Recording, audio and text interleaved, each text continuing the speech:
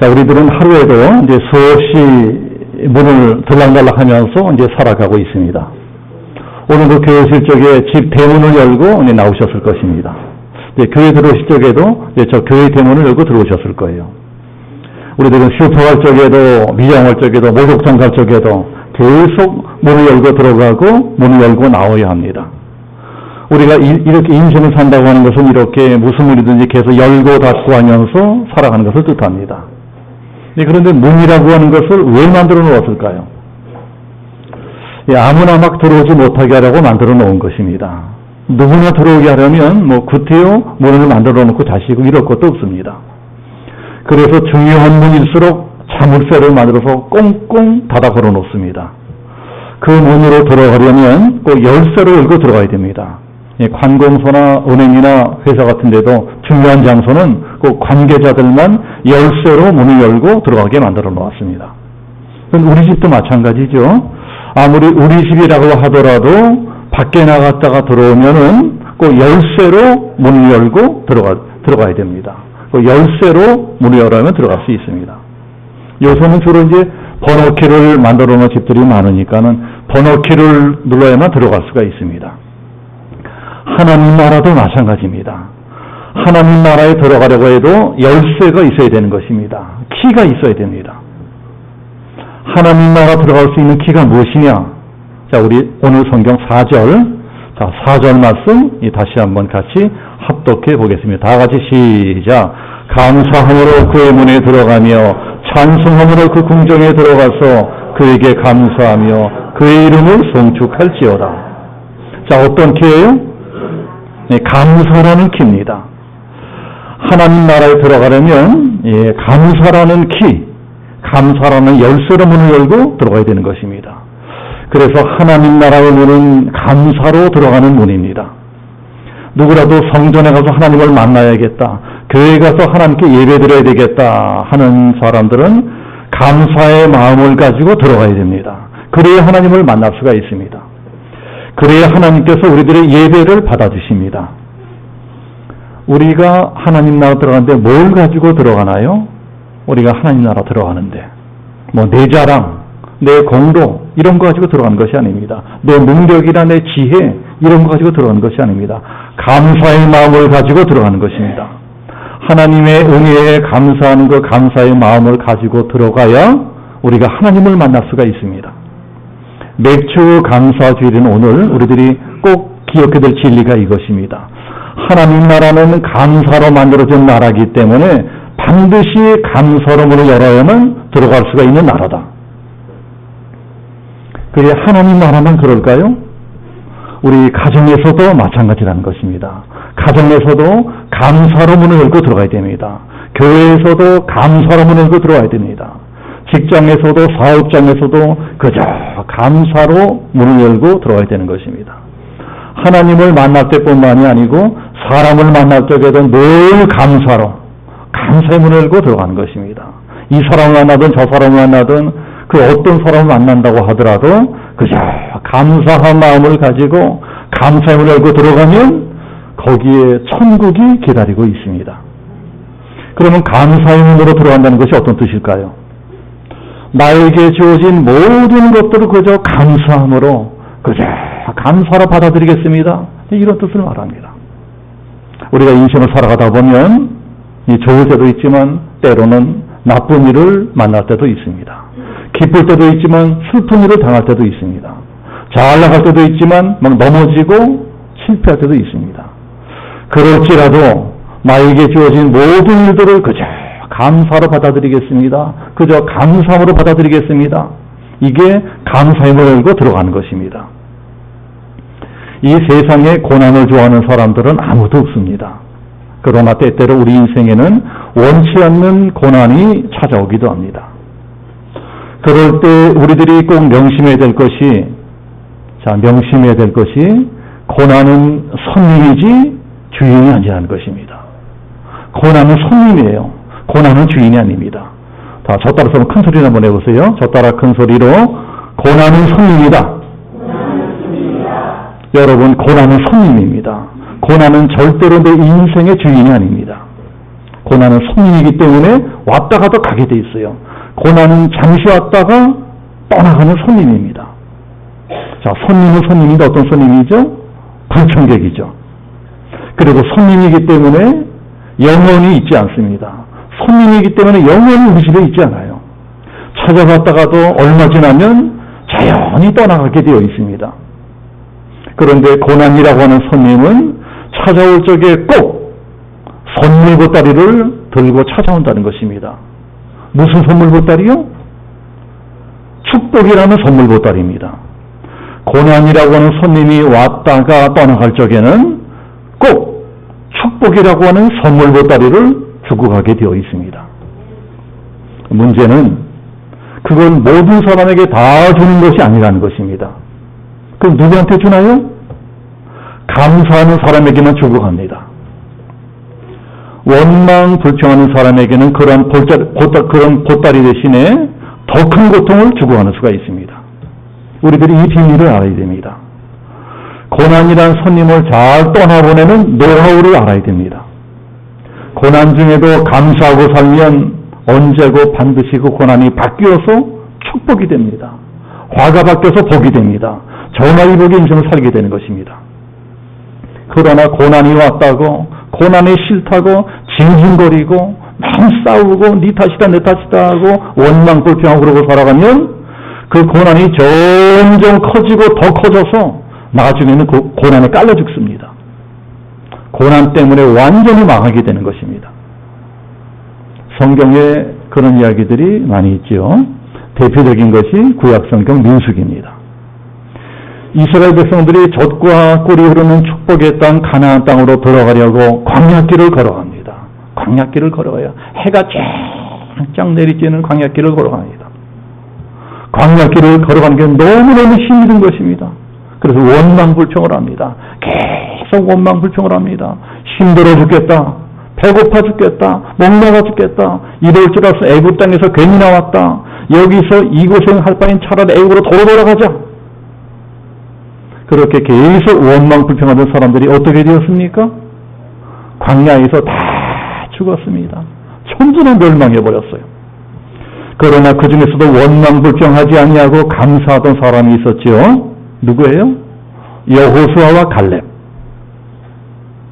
원망불평 대신에 감사했던 그 두 사람만은 젖과 꿀이 흐르는 축복의 땅 가나안 땅으로 들어가게 되었습니다. 자, 알고 보면은 감사와 불평은 동전의 양면처럼 서로 붙어 있는 것입니다. 서로 딱 붙어 있는 것이 감사와 불평입니다. 감사거리가 있는 곳에는 불평거리도 같이 있게 되어 있고 반대로 불평거리가 있는 곳에도 감사거리도 같이 있게 되어 있어요. 그래서 우리들은 늘 선택하며 살아야 됩니다. 똑같은 상황, 똑같은 여건 속에서도 내가 감사를 선택하느냐, 불평을 선택하느냐, 그것은 내 자유입니다. 자, 우리 교회는 이렇게 3층에 있지 않습니까? 뭐 3층이 그리 높은 층수는 아니지만 문제는 이 상가가 오래된 옛날 상가라서 엘리베이터가 없다는 것입니다. 그래 개척할 때 돈이 없어가지고 이 상가를 택했어요. 그래서 우리 교회는 어르신들이 많으신데 연세 많은 어르신들이 주일마다 힘들게 3층까지 계단을 걸어 올라오시는 걸 보면 제가 목사로서 미안해 죽겠습니다. 죄송해 죽겠습니다. 그러나 가만 생각해 보면 그것도 생각하기 나름입니다. 왜 이놈의 교회는 3층에 있느냐? 왜 이놈의 교회는 엘리베이터도 없느냐? 다리 아픈데 3층까지 올라오느라고 힘들어 죽겠다. 네, 그렇게 생각하면 불평거리가 되지만 또 다르게 생각해 보면은 이게 운동이 되는 거예요. 3층까지 올라오느라고 다리 운동하니까 얼마나 좋아요. 이게 운동이 된다고 생각하면 감사한 것입니다. 우리가 병원에 가면은 늘 의사에게 듣게 되는 말이 운동해야 됩니다. 운동하셔야 됩니다. 운동해야 된다는 거예요. 운동해야 건강하게 오래 살 수 있습니다. 그런데 힘들다고 늙었다고 생전 걷지도 않고 운동도 안 하고 그러고 살면은 오래 못 사세요. 치매 걸립니다. 치매. 그런데 우리들은 예배드리려면서 운동도 하고 그럼 얼마나 좋아요. 일석이조입니다. 그러니까 이런 것도 생각을 바꾸면 감사가 되는 것입니다. 나는 3층에 있는 교회 다니면 힘들어 죽겠다. 이게 아니고 나는 3층에 있는 교회 다니니까 더 건강하게 산다. 나는 엘리베이터 없는 교회 다니기 때문에 더 오래 살 수 있다. 예배드리러 한 걸음 계단 올라올 적마다 그만큼 더 건강해진다. 그러면 진짜 건강해지는 것입니다. 실제로 하나님께서 그런 마음을 보시고 더 건강하게 만들어주세요. 네가 예배드리겠다고 힘들게 계단에 올라오는구나. 내가 건강하게 만들어주마. 내가 더 오래 설계 만들게 해주마. 100살까지 설계해주마. 자, 100살까지 살고 싶은 분들은 열심히 3층까지 걸어 올라 축복합니다. 원래 예루살렘 성전도 저 산꼭대기에 있었어요. 그 산꼭대기 높이가 무려 800m입니다. 그래서 우이동에 있는 100군데 높이 거기 성전이 있었어요. 그래서 이스라엘 사람들은 예배 드리려면 그 산꼭대기까지 올라가야 했습니다. 그때 자가용이 있었겠어요? 버스가 있었겠어요? 전부 다 걸어 올라가야 되는 것입니다. 그런데다가 성전은 더 높은 데 있어. 높은 산꼭대기까지 올라가서도 성전 안으로 들어가면 더 높은 계단을 또 걸어 올라가야 돼. 그러니 젊은 사람이나 건강한 사람들은 별 문제가 없겠지만 노인분들이나 장애인들, 약하신 분들은 얼마나 힘들었겠어요. 얼마나 힘들었겠습니까? 그런데도 시편에 보면 그 사람들이 힘들다고 원망부정 이런 거 하나도 없어요. 그 까마득한 성전까지 걸어 올라가면서도 찬양하고 감사하고 있습니다. 그러니까 복을 받은 것입니다. 왜 하나님이 그 새까맣게 높은 산꼭대기에 성전을 짓게 하셨을까요? 마음을 보시려고, 감사의 마음을 보시려고 그렇게 하신 것 같습니다. 원래 편하면 편할수록 감사를 잃어버리게 돼 있어요. 똑같이 힘들고 어려운 일을 당해도 어떤 사람은 감사하는 사람이 있고 어떤 사람은 불평하는 사람이 있습니다. 그러나 어차피 어려운 일을 당했는데 원망 불평한다고 뭐가 달라지겠어요? 원망 불평한다고 더 좋아지는 일은 하나도 없습니다. 그러나 감사하면 바꿔집니다. 감사하면 고난이 바꿔져서 복이 되는 것입니다. 네, 그러니 이 자리에 앉아 계신 우리 모든 성도님들은 불평 대신에 감사를 선택하는 감사의 인생을 살게 되시기를 예수님으로 축복합니다. 이 성경이라는 책은요, 감사를 가르쳐주는 책입니다. 감사의 비밀이 무엇이냐? 우리가 감사하기로 마음을 먹을 적마다 그만큼 새로운 감사거들이 더 많이 보이기 시작한다는 것입니다. 감사하면 감사할수록 또 다른 감사거리가 보이게 되어 있습니다. 공자의 조카 중에 공열이라는 사람이 있었습니다. 공자, 공열 비슷하죠? 이 사람이 똑똑해서 이 과거 시험에 합격하고 좋은 벼슬자리를 얻게 되었습니다. 어느 날 공자가 벼슬하고 있는 조카를 만났어요. 이렇게 물어봅니다. 공열아, 네가 벼슬한 뒤로 얻은 것은 무엇이며 잃어버린 것은 무엇이냐? 그랬더니 공열이 한숨을 푹 내쉬면서 얻은 것은 하나도 없고 잃어버린 것만 3가지 있습니다. 그래서 공자가 뭘 잃어버렸다는 말이냐? 그러니까 대답하기를, 첫 번째, 나라 일이 너무 바빠서 공부할 시간이 없어서 학문이 오히려 퇴보했습니다. 두 번째, 나라에서 주는 봉급이 너무 적어서 부모님을 제대로 봉양할 수가 없습니다. 세 번째, 나라 일에 너무 쫓기다 보니 친구들하고 만날 시간이 없어서 좋은 친구들의 사이가 멀어졌습니다. 그런데 공열하고 똑같은 벼슬을 하고 똑같은 일을 하는 복자천이라고 하는 공자의 제자가 있었습니다. 공자가 복자천을 만났을 때 똑같이 물어봅니다. 복자천아, 네가 벼슬한 뒤로 얻은 것은 무엇이며 잃어버린 것은 무엇이냐? 그랬더니 복자천은 신이 나서, 신바람이 나서 이렇게 대답했다고 합니다. 잃어버린 것은 하나도 없고 오히려 세 가지를 얻었습니다. 그래, 공자가 너는 희한해서? 그래? 그러면 너는 무엇을 얻었다는 말이냐? 물어보니까 복자촌이 대답하기를, 첫 번째, 나라 일을 하다 보니 책으로만 배웠던 것을 직접 실천할 수 있게 되어서 학문이 더욱 깊어졌습니다. 두 번째, 나라에서 주는 봉급이 적기 때문에 그 봉급을 아끼고 아껴서 부모님 공경하는 일에만 쓰다 보니 더욱 효자 소리를 듣게 되었습니다. 세 번째, 나라 일이 워낙 바쁜지라 그 바쁜 중에도 시간을 쪼개서 친구들과 만나다 보니 친구들과의 우정이 더 깊어졌습니다. 검열과 복자천, 이 두 사람은 똑같은 벼슬, 똑같은 일을 하고 똑같은 봉급을 갖고 있었지만 전혀 다른 인생을 살고 있었습니다. 똑같은 인생을 살아가면서도 한 사람은 세 가지를 잃어버렸다고 불평하며 살고 있었고, 또 한 사람은 세 가지를 얻었다고 감사하며 살고 있었습니다.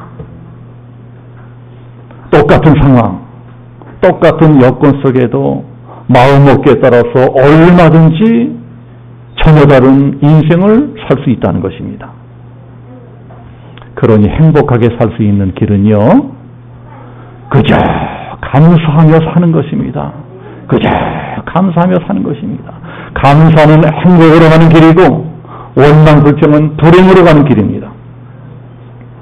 모든 문들을, 내가 들어가야 될 모든 문들, 내가 살아가야 될 모든 문들을 늘 감사로 문을 열고 들어간다면 그만큼 나는 더 행복한 인생을 살 수 있게 될 것입니다.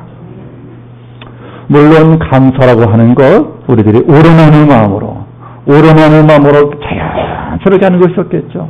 우러나는 마음으로 자연스럽게 하는 것이 제일 좋습니다.